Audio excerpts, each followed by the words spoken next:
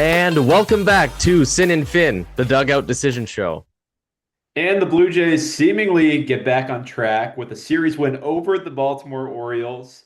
And they take the last game of the series and they win the series. And it's nice to feel like we're a bit back on track. And not only that, but we have some reinforcements coming and some big key players for the Blue Jays. Alejandro Kirk is starting to ramp up. You got Dylan Cease ramping up. You got Max Scherzer, and both of those guys could potentially start games rather soon, maybe Tuesday or Wednesday, and we'll get to that. But it's kind of exciting because we're trying to stay afloat right now and try to find our way back to 500. And then once we get there, we get some key pieces returning to the lineup and also to the rotation. Like, again, we never really knew what the identity of this team was because so many guys were injured. Right? Pretty much all season, that's been the story of the Jays. Like, really, what kind of a team are they when you're playing a lot of B tier guys or a lot of AAA guys in late April, early May? Finally, it feels like you said, when you get these reinforcements, you're finally going to see the roster at full health. And maybe you can actually see the potential that we thought we were getting coming into the year. It lasted for like a week, and then all the guys went on the shelf, and we pretty much had half our roster depleted. Feels nice to get the guys back. But again, you still had a lot of guys on the field that needed to perform. There's a couple of guys doing it that I don't think we expected, truthfully, to be the ones carrying the load, especially offensively. Not even just talking pitching, because the pitching, for the most part this year, has been carrying the team. Like, we go stretches where we're scoring like 2 runs a game. That's just not going to win you baseball games, but the pitching has been good. Let's start with the guy that absolutely carried this series, though, especially in game two. You know what? You have to win a series, especially when it's a 3-game series, winning 2 games. Who won you that first game to get you those 2 games? Ernie Clement in game two. Unbelievable in that game. I'm sitting watching that game with my dad, and I say, "What do you think Ernie's going to do here when it's like the fourth inning with Kyle Bradish pitching, a couple of guys on?" He goes, "Well, I think there's going to be a home run," and I'm like, "Home run from Ernie?" Like, maybe he's got that pop. I don't know. He's only got like 4 or 5 on the year. Shut me up. Immediately sends the ball over the wall. Then later in the game, hits a stand-up triple, drives another run home. 3 for 12 in the series, made some great defensive plays at the end of the game as well in game two, right behind Tyler Rogers. I mean, spectacular stuff. And we've been talking about the Ernie defense and how it hasn't been great this year. Huge to see that. I think, I won't say single-handedly because there's another guy that played a big part in game two, but nearly single-handedly won you game two. Huge to see Ernie. And I've been saying, send the guy to the All-Star team. I'm sure you're on board with me. We got to get this guy to the All-Star game.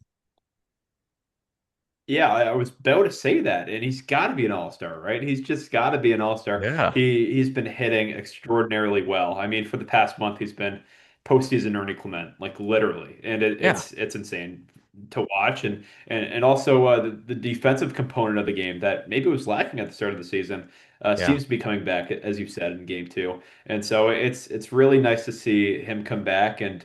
I think up the middle, we're starting to be really good right now. You got Brandon Valenzuela, who we're going to talk about here in a second, hitting it really well. And then you got other players, Andres Jimenez, Ernie Clement, hitting it really well Yeah. as well. It's starting to feel like the lineup's coming all together. And then you have pieces coming back into the lineup. So then the guys who are hitting really well right now go further down the lineup. It just feels like a deep lineup, which is something this Blue Jays team has been looking for all year. Like, this has been Yeah. such an inconsistent lineup just over and over again. And we just lay an egg against like a guy like Brandon Young or someone like that, Yep. and just a guy who you really haven't heard of before or even watched any of his starts. And then you face a really good starting pitcher in Kyle Bradish, who's been a really good pitcher for a long time, and you hit really well against him, and it's just Mhm. crazy stuff.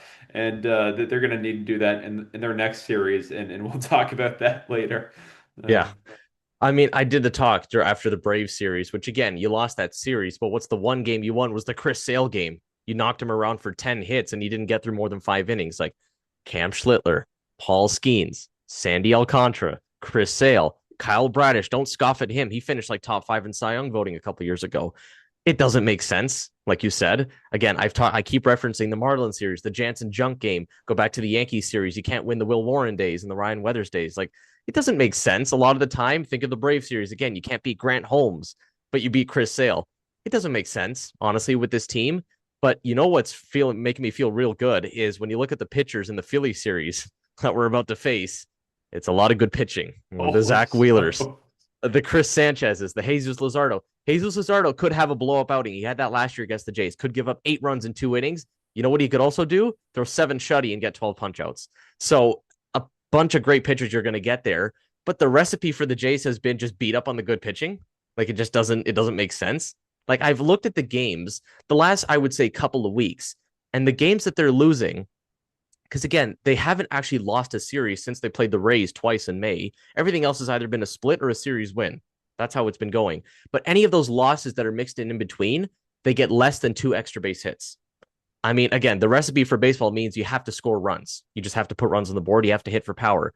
What do they do when they see these good pitchers? They get more than two extra base hits. You look at a game like today, they're getting over five or six extra base hits, launching the ball over the wall. It just doesn't make sense. I don't know how they're doing it against good pitching, but if that's the case, you know you're going to face good pitching in the playoffs for one. That's the one thing you know that's going to happen. So get ready for that when you're going to see guys in the playoffs. But then series like this, when you're facing the Phillies and you have three good pitchers, this is what you want to see. You're getting the Yankees after that again, right? And Garrett Cole is back and Carlos Rodon is there. Like good pitchers that we're going to face. I said all along, June is going to be your toughest month. If that's the case and June is the toughest month, maybe this is the month that the Jays go on a run. They get the guys back reinforcements. They keep hitting the good pitching, and maybe they go on a run here. And I wouldn't be surprised if June is their best month to this point of the season. That's a hilarious logic, and I'm buying into it, Aiden. I sure hope Yeah. with the hardest teams coming to Rogers Center and us just facing some really good starting pitching, that we turn it on, that we just lock in a lot more than we have in the Yep. first, what is it, 50, 60 games of the season. So Yeah.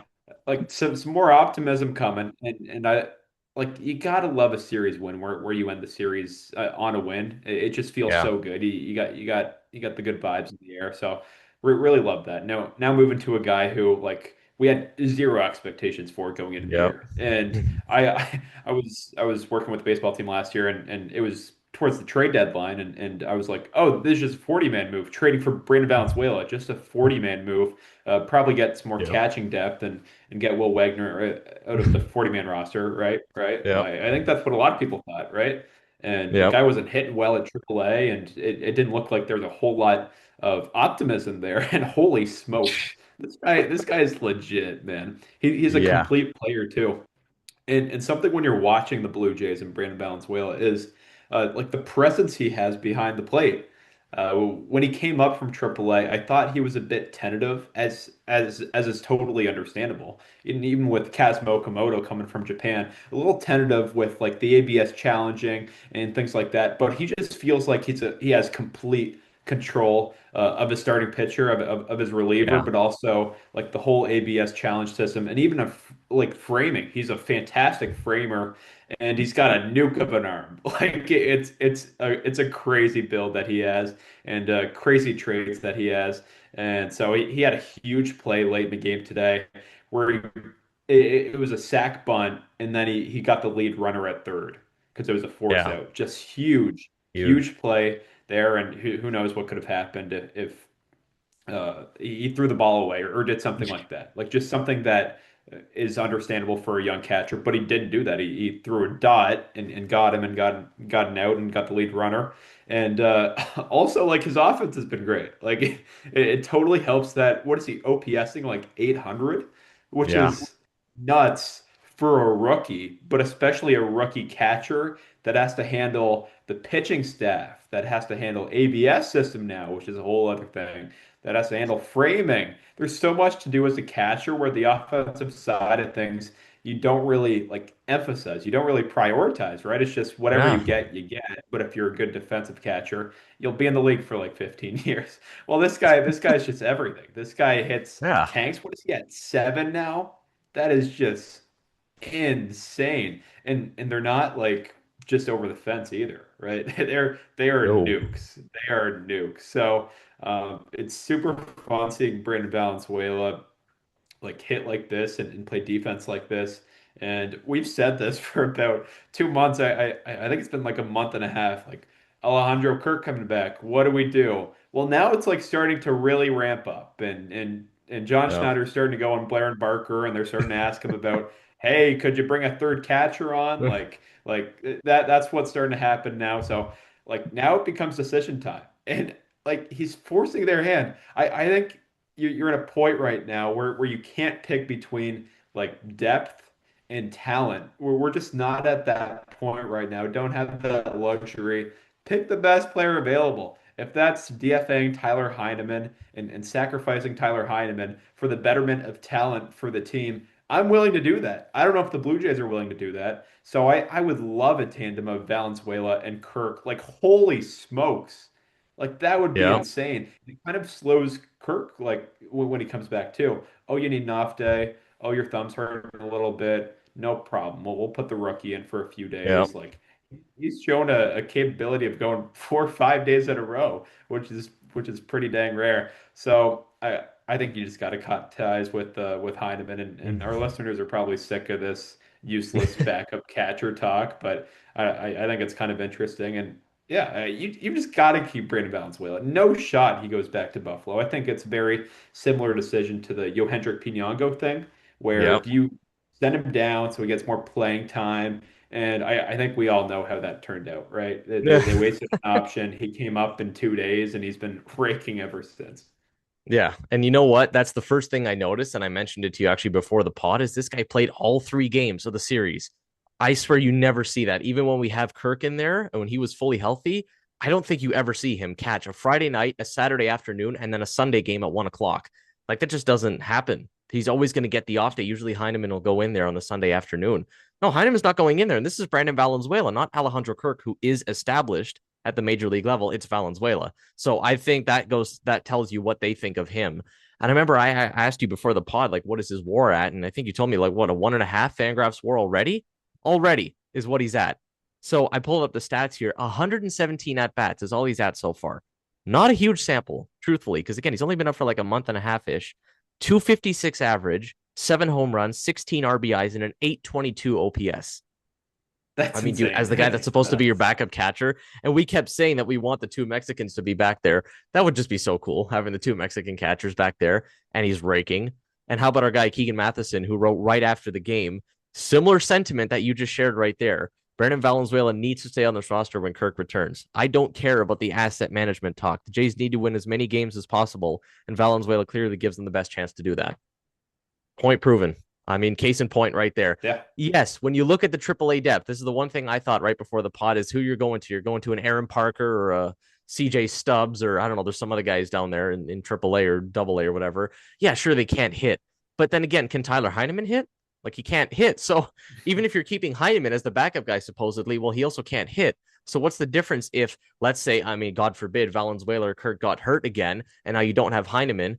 Okay, you're bringing up CJ Stubbs. Sure, that's your backup and he's not going to hit. Well, Heineman's not hitting anyways. So what's the difference? This is what I'm starting to see now. So yeah, I'm fully on board with that as well. You got to keep the guy up. I mean, he just looks like a beast back there. I don't know how tall the guy is, how big the guy is, but he looks like a tank back there. The combo of him and Kirk, I think, is going to be great. When you look at the All-Star ballots too, especially for catchers, they're still showing Kirk's name on there. I don't know why. Like he's obviously not going to make the All-Star team. Put Valenzuela's name in there for the All-Star team. I don't know if he's going to make it. I mean, you got Shea Langoliers and Adley Rutschman and I don't know, Ben Rice catches a Yeah. little bit. Like Yeah, you're not he's making not. it. No, he's not making it in. I'm not saying he needs to be an all-star. I'm just saying when you look at the ballot, like put his name over Kirk. Kirk with his like 400 OPS or whatever, because he played like 3 games. I don't know why his name is in there. He's not going to make it. But regardless, all-star game or not, he doesn't have to make it to that because, again, the expectations were nothing. Like you said, when we brought the guy up, have to keep him up there. I mean, especially with what he's done the last couple of days. I think it's 3 home runs in his last 5 games or something like that. 7 on the year. Yeah, we can keep doing the talk of who's got more home runs than Vlad.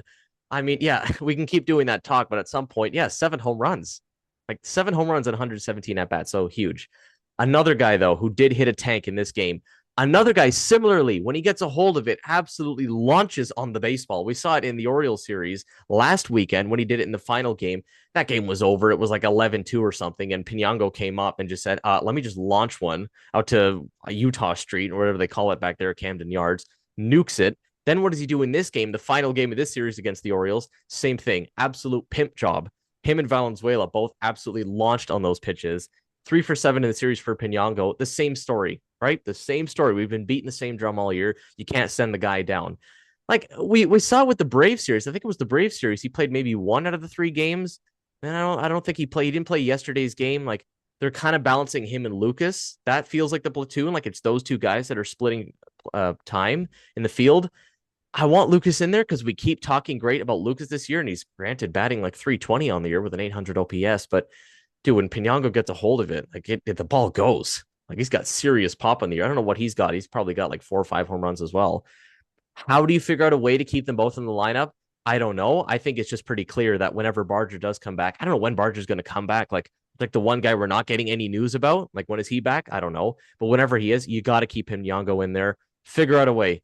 DH him. I don't know. Sit George Springer against a righty because he looks terrible right now. Pinango's defense still bad. Like Pinango again, like there was a ball today where Vlad's going backwards over his head. Like just catch the ball, man. You're a right fielder. You're going in at the ball. Just catch it. Like don't make your first baseman go backwards. Defense, I don't want to ever see him in the field. Sit Springer against righties maybe and put Pinango in there. I don't know. It's a crazy thought, but you have to figure out how to get his bat in the lineup somehow. Yeah, yeah, 100%. And man, I think Caleb Joseph's just going to quit his job soon watching Yep. this Blue Jays team. He just sounds so frustrated Yep. every time. And I resonate with him completely. And it was a similar moment today where I think it was, can't remember if it was Jackson Holiday or another guy, and send one to the gap. And Yep. and he's like, man, Hendrik Pinango should have caught that ball. Yeah. Like you just gotta catch the ball there. And I mean, he's completely right. And Yeah. so on the fielding side of things, I think you're right. Like George, pick it up, man. Like it's we're a month and a half, 2 months in. Well, we're like 2 months into the season now. Like you Yeah. gotta you're DH. You have to provide the offense, and so he's not doing that. So Hendrik Pinango, slot him in there. But also, I think you can assess this more like, analytically now and make more analytical decisions like Nathan Lucas versus Hendrik Pinango. Play the better matchup. Like Yeah. if this guy spams high fastballs away, and I know Nathan Lucas just has like a propensity to just shoot the ball the other way, Yeah. and I feel like it's high fastballs every time. So maybe you do that instead of like a Pinango who struggles against high fastballs, like something like that. I just think you have more of a luxury doing that, but like the lefty lefty stuff hurts as well, where there's just so many lefty outfielders. But I mean, you just got to play the best players available, and that's what they've done with Pinango. If they didn't want to do that, if they didn't want to play the best players available and give Pinango all the playing time in the world, they would have sent him down. And I think Yeah. that kind of hints at what they'll do with Valenzuela. Like you're not going to play every day, but you've got like you're giving us the best shot at winning right now. And so that they kept Pinango up, and I think they'll do the same with Valenzuela. Yeah. And yeah, 3 for 7 in the series and tanked today. And right when he came up, the contact ability, the at bats were there. The at bats were amazing and still are amazing. We were just waiting for the power. Like we were Yeah. just waiting for the power, man. It was singles and then he got his first double a few games after his debut, and then he's been on a power streak, and it's Yeah. it's incredible. And so props to like all the coaches as well for getting these rookies prepared. And Yeah. it's very rare to see rookies make such an impact as this. And there's so many different rookies on this team making such an impact. Like Trey Savage has rookie eligibility. Brandon Valenzuela, Yohendrick Pinango, Kazuma Okamoto is a rookie technically, and Charles Yeah. McAdoo, Adam Macko, Yeah. who we'll talk about. So many different rookies, and I think that says a lot about the coaching staff. Like you got to prep the guys a lot. You got to get these guys ready, and they have been ready. And talk about Kaz Okamoto. We don't have much here on him, but he's getting better. He's getting a lot better. He was 5 for 12 in the series. Yep. So shout out to Kaz, and like he has a real rough stretch like every now and again that's pretty evident. Like it's a really bad rough stretch. Then once he Yeah. comes out of it's nice. Once he starts playing LL Langley's choosing Texas There. Yeah. Yeah. There we go. on the speakers of Rogers Center, he picks it back up again. So shout out to Kazo. I was gonna say, how do we feel about that? Because he changed it from the K-pop song, right? Like he's kind of I ranking love with it. it. I love it. Yeah, Yeah, I'm let's the do it. same, dude. As soon as I heard that, I thought like this is great. We need like an edit of this, and I saw it online, a Kaz edit, like 30-second edit. You got Ella Langley playing. He's an Ella fella. He's an Ella fella, and you know what he's raking. Like the at bats, much better this weekend. You're still gonna deal with it with Okamoto, where there's gonna be a ball like 3 feet outside, and he's gonna whiff at it. Sure, the defense is looking better though. Like again, the odd miscue that's gonna happen, but he looked pretty solid defensively.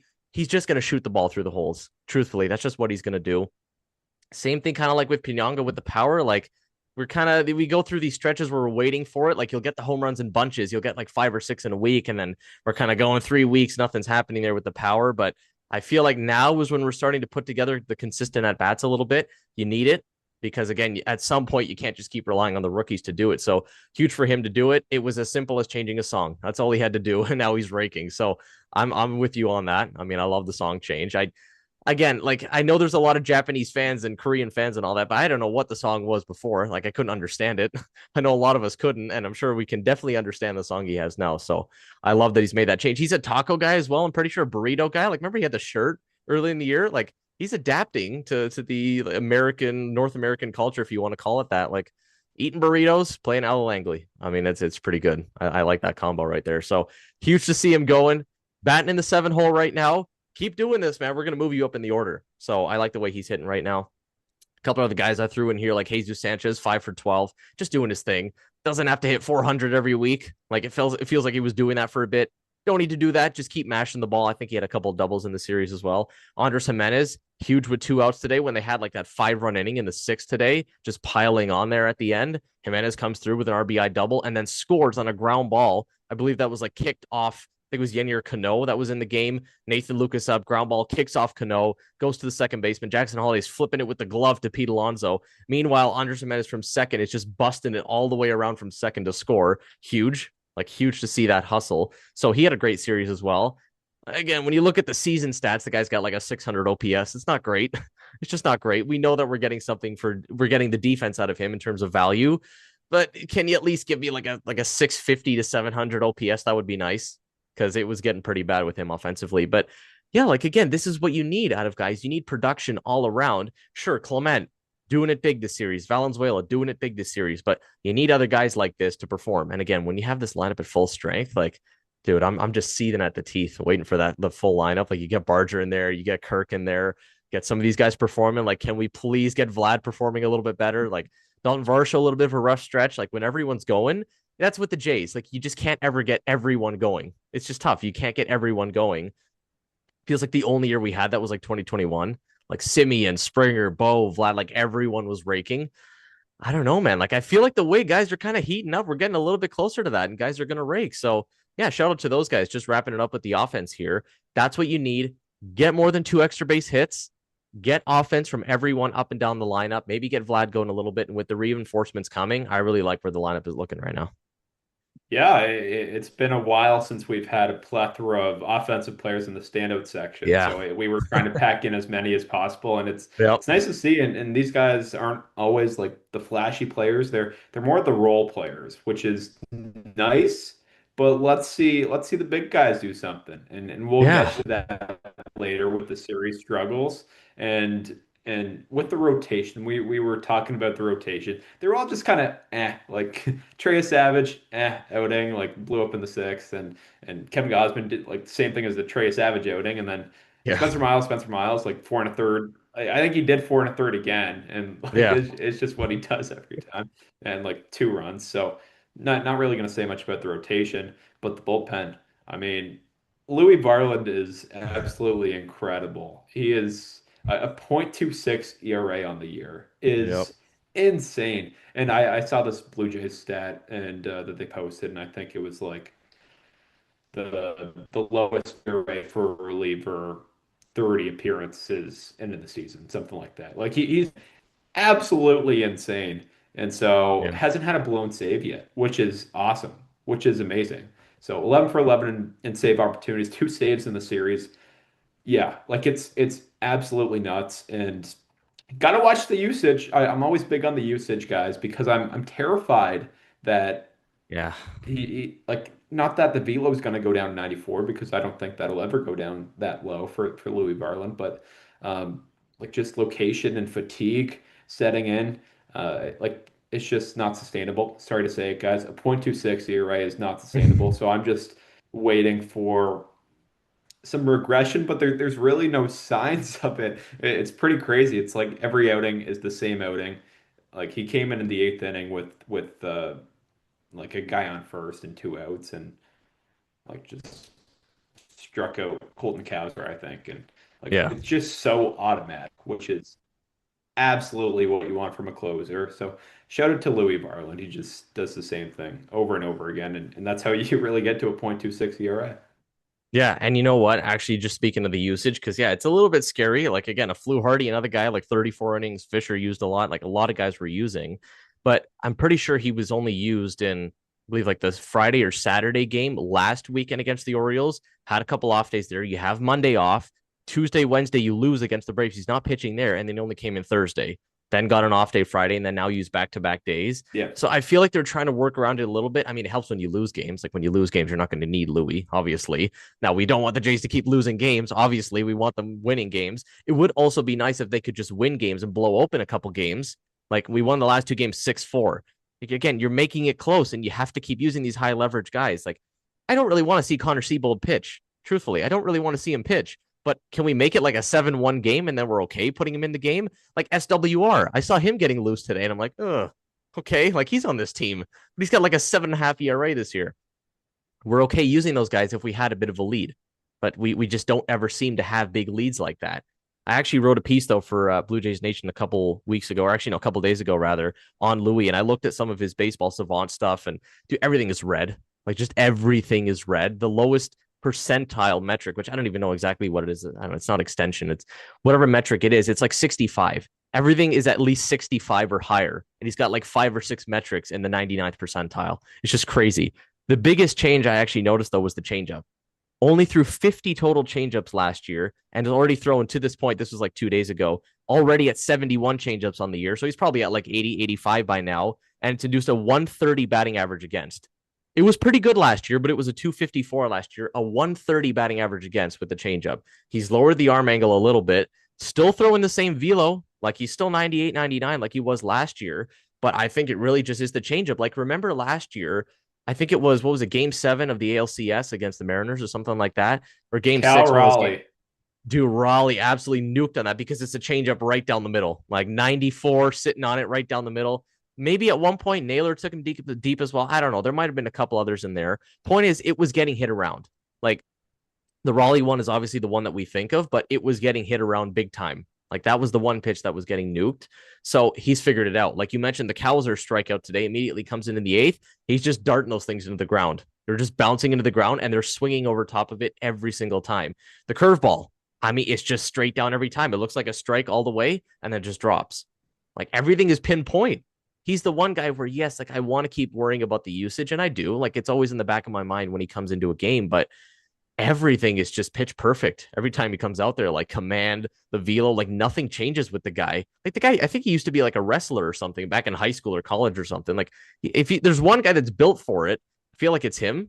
Like he's just the one big guy back there. Aside from a Tyler Rogers, again, the one guy that has the rubber arm back there. I feel like Louis the one guy we can trust to just do it. Like again, okay, we go into the Philly series after you just used him twice against the Orioles. He's probably not going to appear in 2 out of the 3 games there, maybe one. Like maybe one of those 3 games, maybe give him an off day Monday, and then maybe he comes in like Tuesday, Wednesday, something like that.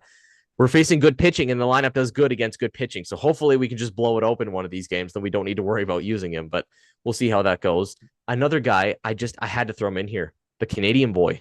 I had to do it, man. Like so under the radar. Like when do we ever talk about a Mason Fluharty or a Braden Fisher or, a Tommy Nance, like Yariel Rodriguez? Okay, we talk about him, for example, in the series struggles, but we don't talk about relievers a lot because they just kind of do their thing. They go out there, they throw an inning, they're great. Tyler Rogers, another guy. But you know what? Adam Macko, the Canadian guy, has come up and as the second lefty out of the pen has been special, man. Joe Mantiply is probably done for the year. If he's not done for the year, he's probably back like, I don't know, August, September, something like that. Was doing good, had like a 2 ERA. But I think Adam Macko going forward, I didn't think we were going to say this coming into the year. He's your second lefty for the rest of the season. Like, I think this is really how it's going to go. He's got a 1.64 ERA on the year in 10 innings, 9 punchouts. Did it again today against the Orioles, a couple of strikeouts against the lefties there. Basayo was one of them. I think Cowser was one of them as well. He's just doing it out of the pen. Like, the stuff looks good. It's like a 95, 96 mile an hour sinker. Got the slider to pair off of that. I mean, they were talking about stretching this guy out as a starter, but he doesn't need to be a starter. Like, we're struggling to have lefties out of the pen. Him and Fluharty out of the pen as lefties, I think is great. So I just had to shout him out there again. The Canadian guy, only other Canadian other than Vlad on the team from Alberta or something like that. Actually, if originally from like Slovenia or Slovakia or somewhere like that. So crazy to hear that. You don't usually hear baseball players coming from there, but he is a Canadian nonetheless. Just had to shout him out, doing special things as a lefty out of the pen. 100%. He's been incredible outcome wise. Like a 164 is nuts. And as a second lefty, that's great. I went a little under the hood here to just see like his stats against lefties because that's really what Huh. you want. That's really all you care about as a left-handed reliever. Yeah. Can you get lefties out? I mean that's why we got Ryan Borucki last year out of nowhere Oh. because we just could not get lefties out, and Ryan Borucki happened to get lefties out Yep. where so we acquired him, and so Adam Macko is giving up um, a 318 batting average to lefties. Not good. Ooh. And then to to righties, it's a 176 batting average. So far he's a Okay. reverse splits guy, which is rather interesting. So Huh. like whereas before we thought of Sandlin as a guy like last year where he can face lefties, right? He can face Yep. lefties. We can use a splitter against lefties and kind of think of it that way. Maybe this guy's more a righties guy than a lefties guy. And this is a small sample size, so it may get better. And there's not a like huge amount of AAA and minor league data, so I'm just going on the few games he's pitched in the major leagues. But so far he's been a reverse splits guy. So I would like for him to get lefties out because that's his whole like job. That's his whole job to get lefties out and then Yeah. worry about righties after. I just thought that was a bit of an interesting finding. Yeah, that is interesting. Again, like you're expecting the lefty to get lefties out, and I would expect better numbers given, like I just mentioned, the Basayo strikeout, the Cowser strikeout. He's done this before. I can't remember if it was against the Marlins or the Pirates, one of those series where he came in, threw like an inning in the third and had three strikeouts, and at least two or maybe all three of them were lefties. So I don't know. Like maybe he's just getting hit around aside from that, but I don't care honestly, really, what the splits are if the numbers suggest a 1.64 ERA, right? Like when we just need solid guys out of the pen when you have some blowups, obviously we're going to get to your guy again later in the show who had a bit of a blow up again Saturday. Like we just have some of these guys that come in here and blow it up. So I mean, if Mako's putting out a 164, that's what I like to see. And again, he's 24, 25 by this point. He's a Canadian guy. Get him in there. And I think because you don't have Mantiply there, like who's the next guy up to be a lefty? There really isn't anyone. Like Brendan Little's always lurking in AAA. He's always there, but I'm sure he's throwing like 20 innings and has like 40 walks. So I don't think we're going to bring him up anytime soon. So if that's the case, then I feel like Mako's the guy you're riding with. So yeah, just had to shout him out there. Again, probably not going to talk about bullpen guys in most of our pods here because they just do their thing. But I thought he's been out for a little while now. We never talked about him. So shout out to him. Going to the series struggles, though. Oh boy. Feels like every series we have to talk about this guy. And it's for one reason the lack of power from Mr. Vladimir Guerrero Jr. I said this, I think it was on the last pod or a couple of pods ago, that let's stop the narrative of talking about 500 mil and how much more this guy's getting paid than other guys around the league. Like, again, you at minimum, you want this guy, or not what I shouldn't say at minimum, you want this guy on your baseball team. Fans out there who are complaining about this guy should at least want this guy on their baseball team. Like, if you're calling for Vlad to get cut or something or get traded, like you're crazy, stop that. He's going through a rough patch, obviously. Feels like it's been the entire season. He's searching for it. Like we see this with Vlad. I think it was like 2023, his bad year. Just no approach. Like truthfully, there is no approach at the plate right now. I don't know what he's looking for. He gets to a 3-1 count today. I think it was later in the game. Rico Garcia or someone came out of the bullpen for the Orioles. Like a 3-1 count, fastball on the outer third of the plate, probably off the plate a little bit. You're whiffing at it. Slider off the plate, you're whiffing at it. Like, what's the approach? It's a 3-1 count. Are we swinging or are we not? And when the fastballs come in, are we disciplined enough to take it on the outside part of the plate or are we swinging at it? If you're swinging at it, be aggressive. Like, he's not aggressive with any of his swings right now. I swear to God, the outcome every single time is break the bat, ground ball to third base.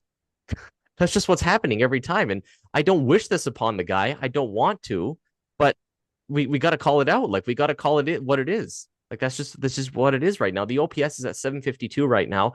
Talk about the home runs all you want. I don't even care so much about the home runs. Like, where is just the extra base hit power? There's no doubles. There's no doubles in there. He doesn't need to hit triples. There's no doubles. We talk about Ernie leading the team with 19 doubles, leading the league. There's just nothing. Like, again, you talk about the Caleb Joseph rant. Hey, like Caleb Joseph is having it out on Vlad as well. The same sort of thing. He has a challenge, I think, in that 3-1 at bat. the ball's almost right down the middle and he's challenging the pitch. And then you can see afterwards, he's like, oh my God, what did I just challenge? Like, what is the approach? Where's the mental right now with him? He's okay on defense, sure, like he's going to look good, but where's the bat? I don't know what you do with the guy. They tried moving him in the two spot. Remember, that worked for a game or two, maybe one series that worked. I mean, the way Ernie's hitting, are you going to put him clean up and put Vlad like 5 or 6? I just feel like that's not going to fly. Like, as much as Vlad is a team guy and he wants it for the team, like, I don't think he's going to take it well if you put him in the 5 or 6 spot. I don't know what the fix is right now, but it just looks to me like he's completely lost the approach. Yeah, it's a tough situation. You can't move him down in the lineup and do all that. It's the first year of this huge $500 million contract. Yeah. You just got to have patience, and it's hard to have patience when you're 2 months into the season and give this guy all the money to be your superstar player. And there's a lot of like just really tough stats here that I have. So over 10 of the series was one you mentioned. A Yeah. 752 OPS is really rough. A Yeah. 752 OPS. Yikes. 3 bombs on the season. More stolen bases for Vladdy than homers. Oh, Holy smokes. oh, That was a weird one boy. with 5 stolen bases over his 3 home runs, and then less home runs than the rookies Yohendrick Pinango and Brandon Valenzuela. And then um, he has a higher step than Miles Straw, Andres Jimenez, George Springer, who we will get to, and Tyler Yeah. Heineman. So it's just tough, and to me, what kind of makes it more sad is the context of the whole of Vladdy coming into the season. Like he killed it last year in the postseason, absolutely incredible, carried us, and Yeah. exactly what he needed to be for us. Go to the WBC. He's the best player on Team Dominican Republic. What the heck? Like that is outstanding. Like on a team with uh, Caminero, who also played really well in that tournament, but Manny Machado, Fernando Tatis, Ketel Marte. Oh Yeah. my goodness! Like so many just really good players. Julio Rodriguez, best player among all of them in a super high leverage super high leverage tournament, and then you go into this year, and I think everyone in the league is expecting a huge season, a huge home run season. Like maybe you get to 50 for the first time, and Boy. like that's just what we were kind of expecting because of all the buildup, all of the hype, all the momentum, and it's just been shot. Like there's no momentum right now, and he's on like Fernando Tatis Jr. territory right now Oh my when it comes to home God. runs. I think Fernando's at one now, so I don't know. I don't know what's going on here, and we need you, like we just do. And I just wonder how like what a record would be if he like held to the standard that we expect him to be. Like if you Yeah. have 10 to 15 home runs like we expect you to have right now, like Julio Rodriguez has, and Julio's like a notorious slow starter, and I think Julio's Yeah. at like 15 home runs.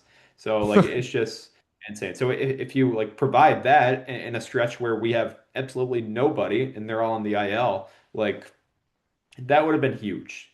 And he just kind of shriveled and didn't do anything, which just sucks. And I mean, like his buddies are coming back, Alejandro Kirk Yeah. and a bunch of good players as well. But would have been super awesome to just see him carry that momentum and just propel it into a great season. But it doesn't really look like that so far.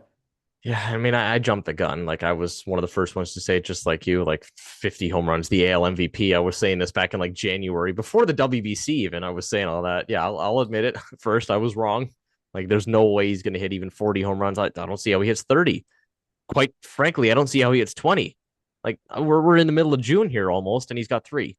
So I don't know. Like I don't know if I like the narrative of the WBC and does that bring players down in their ability or does that cause injury or something? Like Manny Machado's batting 170 this year. Tatis has 1 home run, the same number as Tyler Heineman. Like Cal Raleigh was doing horrible, right? He played obviously. Like a lot of guys, I don't know that are struggling. Obviously, they all don't. Like Ketel Marte just went on a crazy stretch the last couple of weeks. Had like 5 or 6 home runs in the last couple of weeks and raised his batting average by like 40 points. Like Juan Soto, gonna keep doing his thing. Obviously, he's always gonna mash. Like again, okay, like Aaron Judge, maybe another guy that played for the USA, but wasn't having a season to his standard. Still had like a 950 OPS. We're begging for that out of Vlad. You don't have to have a 1100 like Judge, just a 900. Like that's all I want at this point, a 900. Like some players do struggle. I don't think I want to look into that too much of the WBC, take too much stock into that, but it is just funny how a lot of guys go to that tournament and then just suck. Like, I don't understand. They were all good. Tatis was good in that tournament. He had like two or three nukes in like 6 games in the Yeah. WBC, only has one on the year. It's strange how these guys perform so well in such a small sample. I don't know, they need the energy, they need the electricity. Like, Vlad just only performs when the lights are bright. It's strange. Like a lot of players crumble in the bright lights, but you get to the playoffs, he performs. WBC, he performs. Only when the lights are bright. I don't know how we can make that happen for him in the regular season. Like, what do they have to do? Like, do they have to get the drums going at the Rogers Center? Like, start beating some drums or something, get the Dominican energy going. I don't know how they're going to do it, but he only performs in the clutch. So, how do you make a regular season game on June 7th against the Orioles a clutch moment? Excuse me. I don't know how you do it. Like, he just doesn't seem to have. Again, I mentioned the mental and the approach there. Like, obviously he wants to be at the ballpark and he wants to perform well for this team. I'm just thinking, like, how do you get him into that mindset where he's just locked in all the time? Like you saw in the playoffs, dude, this guy's eyes were on fire all the time, like locked in every single at bat. It's a long season. Sure, it's 162 games. Why is Ernie Clement locked in all the time? Like, always locked in. Brandon Valenzuela's looked pretty locked in the last couple of weeks here. Like, Eugenio Pinango, why are they locked in all the time? I don't know. We just got to get Vlad going. I don't care about the home runs anymore. I'm not even worried about that. We just need to see consistent at bats. Think of Okamoto, right? Okamoto was going through a bit of a tough stretch there, like the 3 weeks with no home runs. What did he start doing? He didn't start piling on home runs the last couple of weeks. He's just shooting the ball through the holes, hitting the ball hard. That's all he's doing. And we're talking about him in the series standouts, 5 for 12 in the series. He didn't hit the ball over the wall, but we're talking about him. So that's what I want to see from Vlad. I don't care about the home runs. We can stop that narrative. We just need to see consistent, solid at bats. And unfortunately, before we get to our pitchers here, I'm going to bring up our last hitter in the struggles here. It's tough when your two biggest guys on the roster are not getting it going with George Springer, man. Like 2 for 9 in the series, just not non-competitive at bats, similar to Vlad. Like he just looks lost half the time, right? Like similar thing with no approach. I don't know what the approach is with Springer right now. He's riding like a 200 OPS on the year, a 200 not to OPS, 200 batting average and a 650 OPS. A 200 would be horrible. But similar to Vlad, we talk about 750 OPS being bad. How about 650 for Springer? So when your two biggest guys on the team in the lineup, obviously by what they're paid, but just by what they're expected to do based on track record, are not hitting, it makes it tough. Thank God the other guys are hitting, but it's really tough when these two guys aren't going. I don't know what the fix is, but Springer's really struggling right now. Yeah, yeah. Oh, 100%. It's been a real tough watch. And maybe you do got to take him out of the leadoff spot. Like you just got to set a tone like that Yeah. because that happened last year, I believe, right? And then Yeah. he started to Yep. pick it up again. And so maybe you do that and just lock them in. And I'm just bringing this up here because I remember in the offseason, Aiden always brings up his Louis Varland take and how that came out Yep. of nowhere. Yep. Well, with his Louis Varland take, there were some really bad takes as well. Addison Barger, All-Star, Vladimir Guerrero Jr., MVP. Addison Barger has 2 hits, by the Yeah. way, this season. Oh my God. And another one Oh, is you saying you'd be okay with George Springer OPSing 800, and he's at oh, 640 right now. And so I'm sorry to tell you God. that, but Lay it it on doesn't me. look like Lay it on me. just at this point he could do a Nathan Lucas complete turnaround and bat 350 by like the end of August, but like just doesn't look that way right now. So some more stats here, just for George Springer. 2 for 9 in the series. And then what like really matters is the hard hits, the quality contact that we saw last year. That was the big difference. George Springer like was just crushing balls. I saw his max exit below last year was like 114. Nuts, nuts. Yeah. And so hard hit percentage down 10% from last year. His barrel percentage cut in half, I think, from 16% Oh, to 8%. So it's just like a different player this year. And so you expected some regression, of course, because what is he, yeah. 36? Like Yeah. the guy has played baseball for an incredible like amount of time, and you just expected regression. But this much regression, like please no, George. For Yeah. us for the Blue Jays to succeed this season, you need George Springer to be like three-quarters of what he was last year. Like that Yeah. that's it, and not a half or a quarter. Like you need to be up there with him. You don't have to match the production, but you have to be up there, Yeah. and it's not close right now. So and the series struggles are starting to be kind of like repeated, like episode by episode. Hmm.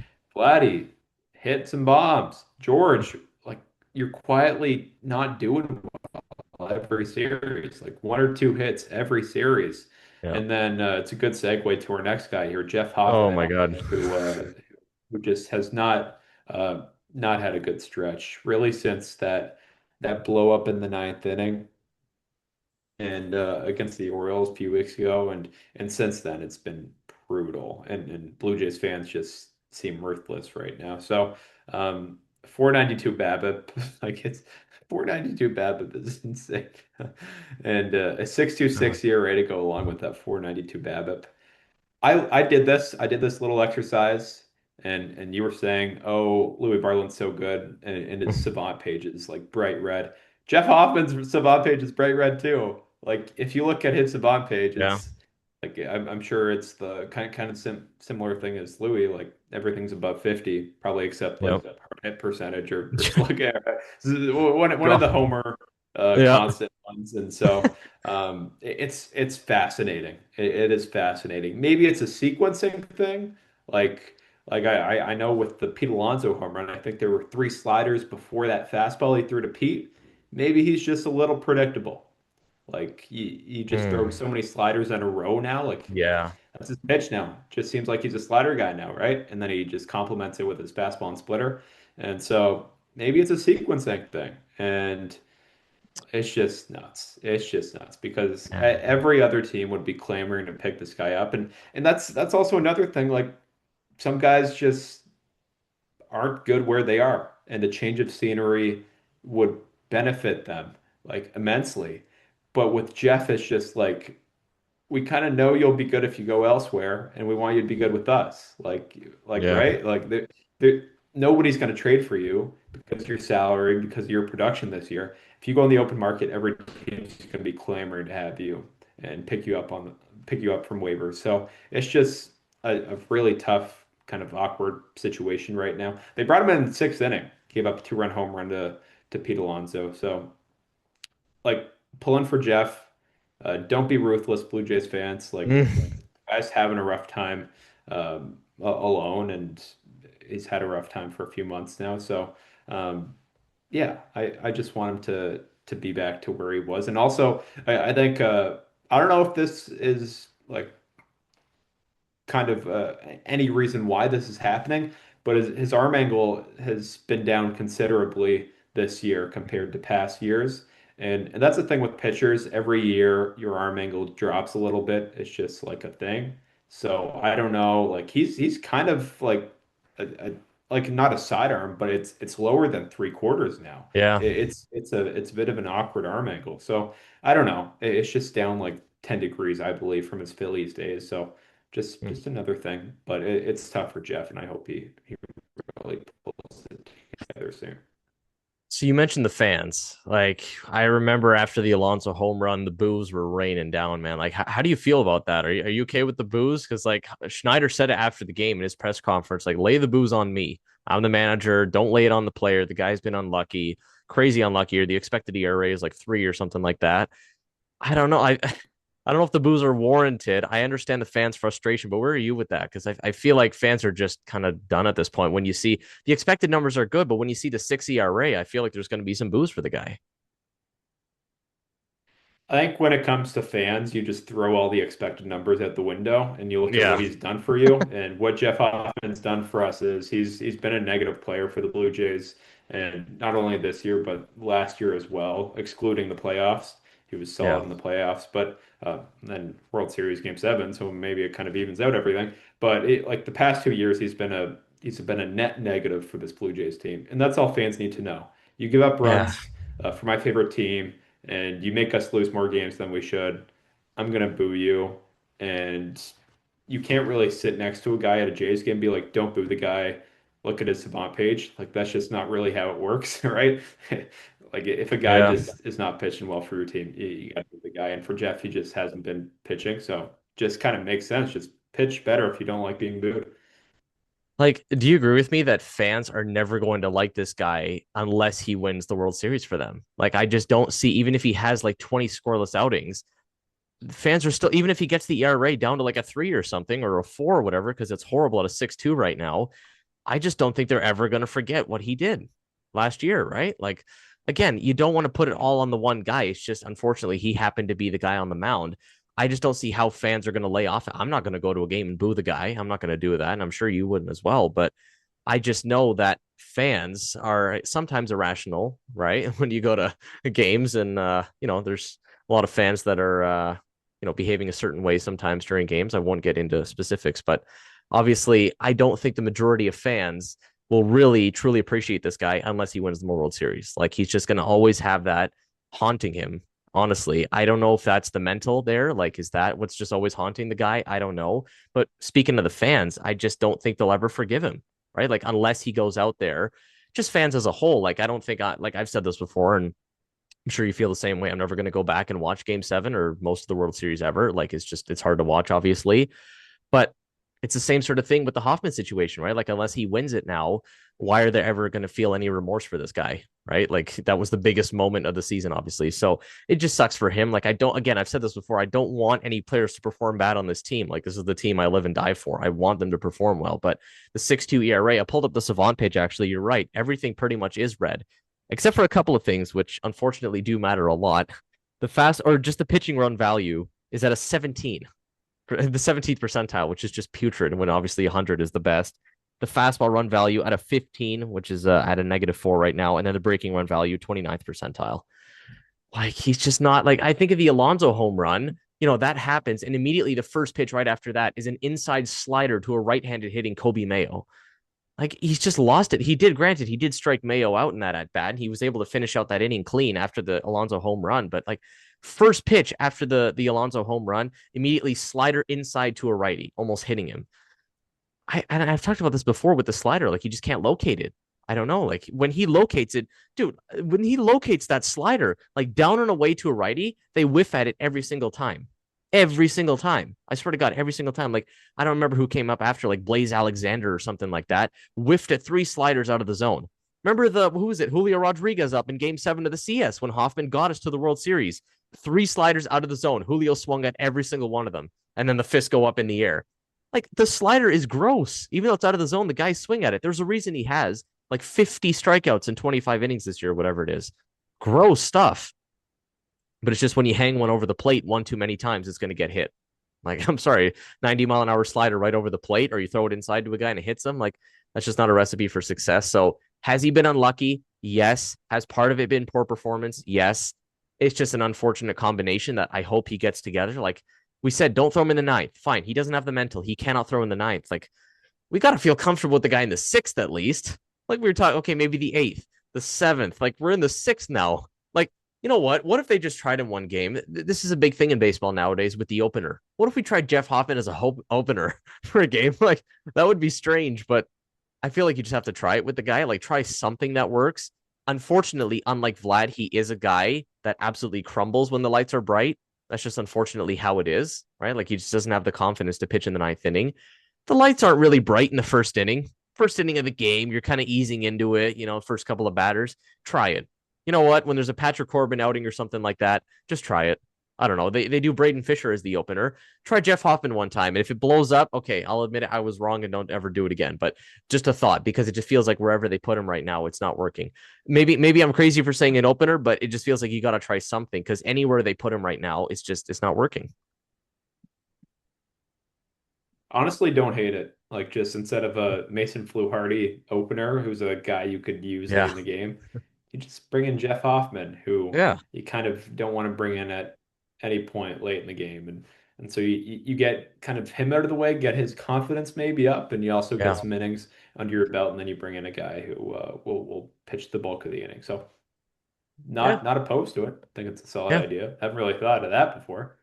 Yeah, just a thought again. Like he's a $13 million guy, 11 million, whatever it is. Like again, is he going to be okay with that? I don't know. He was a little hesitant to give up the ninth inning role, but then he seems like a team guy, so I'm sure he would do it. Maybe. I think it's a very unlikely thing. There's like a 1% chance it happens, but if it happens, okay, you heard it here first. So we'll see if they end up doing that.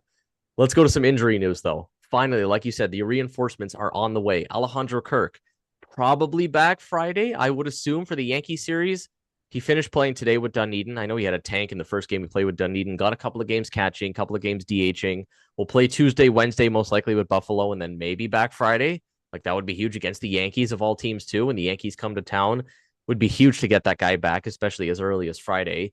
And then again, like Dylan Cease, Max Scherzer, Tuesday, Wednesday. That looks like it's TBD right now with the pitchers, but it looks like that is the way it's going to line up. Huge. Like Dylan Cease coming back, especially the guy that like front runner for Cy Young. I don't know. Cam Schlittler's good, but Cease has been great. Still close to leading the American League in strikeouts, even though the guy hasn't pitched in like 2 weeks. So huge to get him back. Max Scherzer as well. And then Shane Bieber, fastball was sitting 92 the last time he threw for Buffalo a couple of days ago. Again, nothing special. 2 2/3 innings, 60 pitches, 3 strikeouts, 3 runs. Not looking at the results. I don't care about the 3 runs. Up to 60 pitches. Like, granted, 2 2/3, not a lot. But if you're going based on pitch count, probably gets close to like 70, maybe 75 next time out, maybe 80, 90 after that. So my thought is maybe 2 more outings, maybe 3, probably between 2 to 3 rehab outings, and then we see him again. And the thought of a Kevin Gausman, Shane Bieber, Trey Savage, Dylan Cease, seeing those 4 guys in the rotation, I mean, that's beautiful. Throwing Max Scherzer in there, throwing Patrick Corbin as your 5 man, Spencer Miles. The rotation's going to look really good when you have these guys back. Yeah, yeah, no, it's gonna be awesome. It's gonna be so nice. For quite a few weeks now, we've done the whole Spencer Miles thing, which he's Yeah. been excellent, but he's gonna be a real weapon coming out of the bullpen now, which Yeah. is just awesome. Which means you can send other guy down who like, and you can send an SWR now, like Yeah. down to AAA or no, I think you have to DFA him now, frig, I don't care. Do it. and then you can do it, and then you just move Miles to like the SWR role, which is like a Yeah. multi-inning guy, like 2 to 3 innings, and give you really quality stuff. So that's just an added bonus, which is just Yeah. amazing. And then like a lot of the bullpen usage stuff has come because of this, has come Yeah. because of openers and Spencer Miles and even Patrick Yeah. Corbin. Like he's been really good, but there's also been some to bad Patrick Corbin starts as well. So like Yeah. your bullpen's going to be helped a lot by this as well. So everyone Yeah. really gets helped by this. Maybe the batters start hitting a little bit now because they're like, okay, we got the studs back. Here we go. Let's lock in, and it's huge. It's huge. And then we touched on Alejandro Kirk earlier. Like 50-50 split with Brandon Valenzuela. Wouldn't mind it. Wouldn't mind it to get him going initially, just to kind of ease him back in. And so yeah, it's looking real optimistic on this side of things. And then Addison Barger, haven't really heard an update on him in a few days, but he's Yeah. hitting and swinging like with tees and Dunedin, I think was the last thing we heard. But like he'd be huge to have back too. So Yeah. wonderful seeing these guys come back. Like it's kind of felt like super quick. Like I feel like Yeah. last week where it was kind of quiet on this side of things, and then this week it's like Cease back, Scherzer back, Bieber like maybe 1 to 2 more starts down wherever he is, Dunedin or the Yeah. FTL, and then you go to Buffalo, and then from there you come back up to Toronto. Like I feel like this has gone quicker than I had anticipated, which is amazing Yeah. and great for the Jays as well. Yeah. And we don't want to keep going back to 2025, right? Like 2026 is a new year, but when did they start get going? It was June. Like end of June, remember early July, the 10-game win streak, Yankees coming to town, Canada Day. The team was at full strength, obviously. I think they had like an Andres Jimenez injury at that point, but that was pretty much it, full strength. And they went on a run, June and July. Like, how great would this be? Again, you get your guys back like mid June, go on a bit of a run towards the end of June. You're facing some teams that, again, I mentioned, like Mets, Rangers, Astros, Cubs, Red Sox towards the end. You look on paper and you're like, well, those are some pretty good teams. Dude, the Mets are horrible. I'm sorry. Like, I really want to see Bo come back, but they're just putrid. Like the Red Sox, just horrible as well. The Cubs went on like a 9-game losing streak or something like that. Like they can't hit anymore. Like I don't know. PCA was doing a little bit better lately, but some of the guys on that team are just horrible. Dansby Swanson can't hit a baseball. Like the Astros, horrible to start out the year. Like the Rangers, just kind of 500. Like these aren't the teams that we expected them to be coming into the year. Like I don't know where exactly I thought the Astros would be. I thought they'd be a little better. I thought the Cubs were just going to run away with the NL Central. It's not the case. Like the Brewers are there and they're just always going to do their thing. Like I thought the Mets were going to be like a 95 win team. That is not happening. They're not even going to sniff like 75 wins at this rate. So when you're facing some of those teams, you get the reinforcements back. I think this is the time to go on a bit of a run. And I think that sets us up perfectly for a forecast here against those good pitchers that I mentioned against the Phillies. Game one, you got Patrick Corbin versus Christopher Sanchez. What a matchup with the two lefties going in that game. And then how about this? Dylan Cease, Zach Wheeler lining up for game two. Cinema. I can't wait to watch every bit of that game. And then Max Scherzer, Jesus Luzardo in the last game. I don't know, man. Like the way it's going against the Orioles here, we only beat up on good pitching. I feel like I've said this 100 times by this point. I'm going 2 out of 3. I don't want to go crazy with the sweep. I feel like I've done that a little bit in the past. We went 2 out of 3 with the Braves. I said maybe sweep the Orioles. And you know what? 2 out of 3. I'll be happy with that. I feel like the one game we lose is the Jesus Luzardo game, just because he's the worst out of the 3 pitchers. It's just a typical Jays thing. Mad Max is going to come in there, hang 85 down the plate, and Kyle Schwarber is going to crush it 500 feet. It's just going to happen. Bryce Harper is going to launch on him probably or something. But I say take the first 2 games. How cool would that be? Patrick Corbin outdueling Christopher Sanchez. That would be scenes. We're going to talk about that game for years. So I say 2 out of 3. Keep the vibes going. It sucked to lose the last game, but I'm going to go 2 out of 3 in this series. Yeah, I'm not as optimistic as you. Like this is really tough. These are the 3 best Yeah. pitchers for the Phillies and 3 of the best pitchers in all of baseball. Like Sanchez, like what did he go 60 innings? Like Yeah. no, like It's without giving crazy. up a run. Like that's insane. That is insane. Zach Wheeler's back to being Zach Wheeler. Like Yep. just Yep. out of nowhere. He had that big surgery thing that's kind of like an odd injury, and Yep. he's just Zach Wheeler again. And then Jesus Luzardo is a really solid pitcher who has kind of had consistency problems where he just kind of lays an egg every now and again, but he's Yep. he's really good as well. So I'm gonna go like take one out of these 3 games. Like the Patrick Corbin versus Sanchez thing is is Yeah. crazy, and I don't think we'll take that game because Corbin took the Skeens game a few weeks ago. So I don't think he takes I think the NL Yeah. Cy Young right now and Christopher Ugh. Sanchez. I don't think we take that game. Dylan Cease, I think we take that game. And then the last game, the Scherzer game, Max Scherzer has not looked good in a while. No. And like he's at 93, I think they said in Buffalo. And like the one thing I do remember is he struggled against lefties. That's just the one thing I remember from Max Scherzer is um, Yeah. just does not look too good against lefties. And who do the Phillies have? They have like few of the best lefties in all of baseball. And Yeah. Kyle Schwarber and Bryce Harper and Bryson Stott's a good player, and even Justin Crawford is a good player now for them. So Yeah.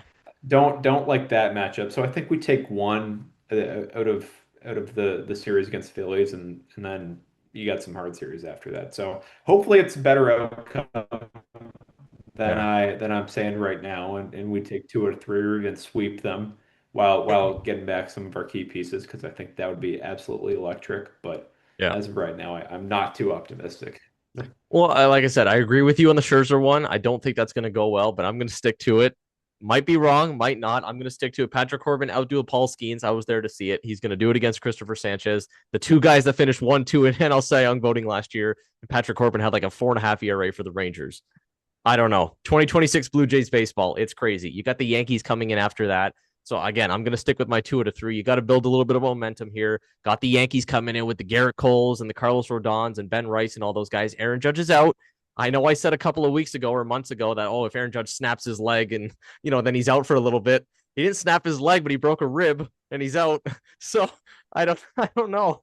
Maybe that worked. Like, again, I don't want guys to get hurt, but it kind of worked. And now we don't have to face him because every time we face Aaron Judge, he takes a guy deep. Like Kevin Gausman's probably going to pitch in that series. He gets shelled by Aaron Judge. That's just the way it is. He didn't break a leg, but he broke a rib. So nonetheless, he is out until like mid-August. You don't have to see him. But nonetheless, keep the vibes going. Take 2 out of 3. Win the Patrick Corbin day. We will see you after the Philly series. And as always, go Jays. Go Jays!